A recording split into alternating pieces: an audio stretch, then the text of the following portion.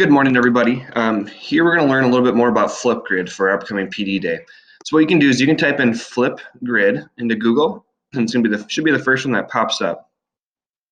Once you open that, what it's going to look like, it's going to bring you to this login page.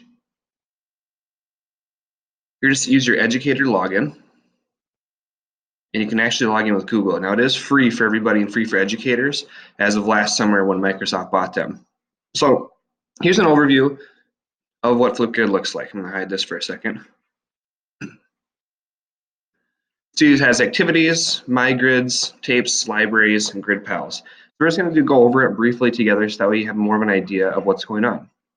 So each grid that you create is like a class. And so here we have our unified club, we have a social skills class that they were using in special ed, PD day, which is for this, etc. You could have this be first hour, second hour, third hour, fourth hour as well. And here's the code it is to get into each class. We'll get into that here in a little bit. So let's say, if you're going to look at the top, and look at different activities. And so this one's going to have different facts for you. How many hours it's on, how often do you use it? It would be all that type of things from kids as well. My grids is going to be the overview, like I said, with the classes, so you can come in here and then you can actually make assignments in each class.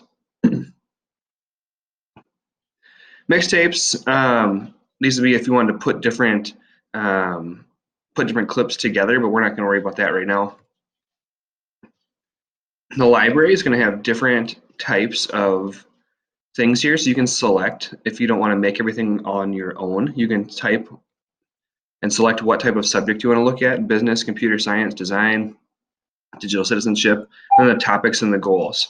And you can find lessons that are already created. Lastly is Grid Pals up here. And this one's pretty sweet. So when you look down here at the map, it takes a minute to load, but all these dots are people that you could connect with on Flipgrid. So it makes it really easy for you to connect to other classes. And so as you get a little bit closer, Mr. Gilbertson, shout out to you for being on Latona. There's Mr. Lager, and there's some other people around here. And you can actually do it with anybody around the world. So it's a very safe and easy way to connect your classroom and make it more worldly and more globally connected, simply by reaching out to these people here, either in the US and Canada, all over the place. You can even come over here to Europe and around the world. Takes a little while to load. But now you can have an idea of what these top ones are. We're actually going to dive in a little bit more to my grids. So what would happen is I would say create a new grid. You're going to select what type. So most of the time though, when we do this, we do like a school email. And so that means that students would have to have their alexschools.org account to log in. You can create a list if you want to. I think it's more work. I would just let the schools pop in. And so this could be Hour 1 Social. And here's our class. Everything's available. So I'm going to click Next. Say awesome. Limit to everything in this domain. We're going to need to put at alexschools.org. Perfect. Launch my grid. So Hour 1 Social, we could customize it. We can make it a little bit different, privacy settings, things like that. But we're just going to kind of jump right in and get started. And I could share the grid, so we could put that on Schoology. You could send it out on Seesaw or something like that so the kids have it as well. If you're going to use it a lot, I'd have them bookmark it too up at the top of the page for easy access.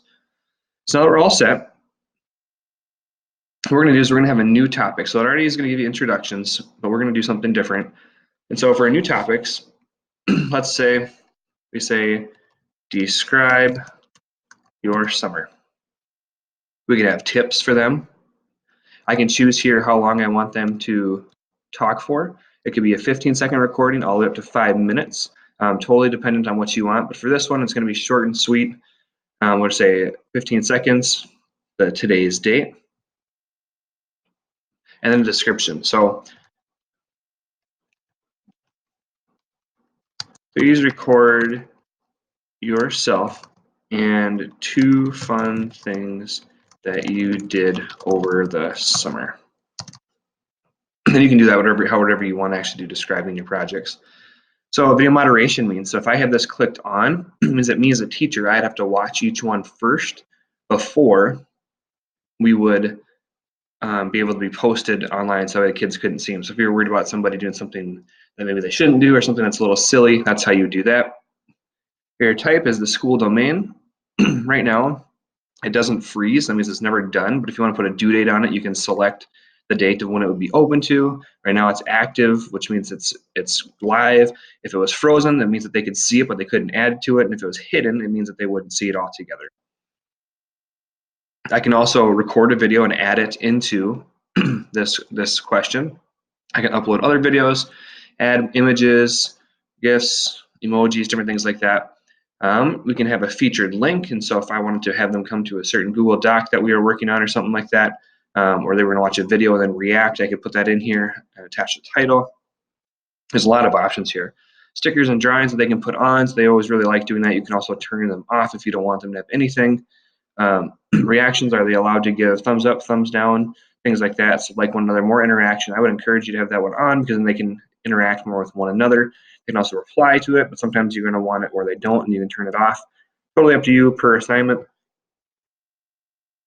And then some basic feedback. All right, and you can build custom rubrics and things like that as well, depending on what you want. Then you set create. And so once you hit create, it's going to say success, nice job. Here is the link to get to your grid. And so clicking on this will bring you directly to this grid, which means this class. It's going to say Hour 1 Social. So I would log in with Google just as Lucas Gatto. And I believe I will see this as a student right now. And there we go. This is what I see as a student. So I come here and say, introductions, nice. Well, that one was there already. So describe your summer. So please record a couple of fun things you did. So I would click on it. And this is basically the assignment. I would tap to record. And then you'll see me pop up and you'll see that I have 15 seconds to do this. And I just hit the record button and I'd be all ready to go. And that's about it.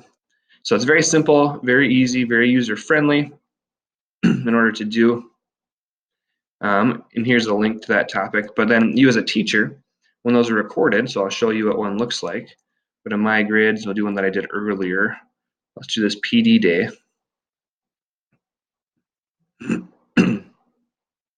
You will see now like this. And so if I wanted to start, if I said, hey, this is an awesome response from a kid, if I wanted to highlight their work, I could do that.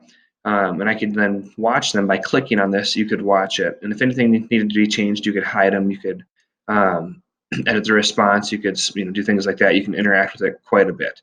So that's an overview of Flipgrid and how it works.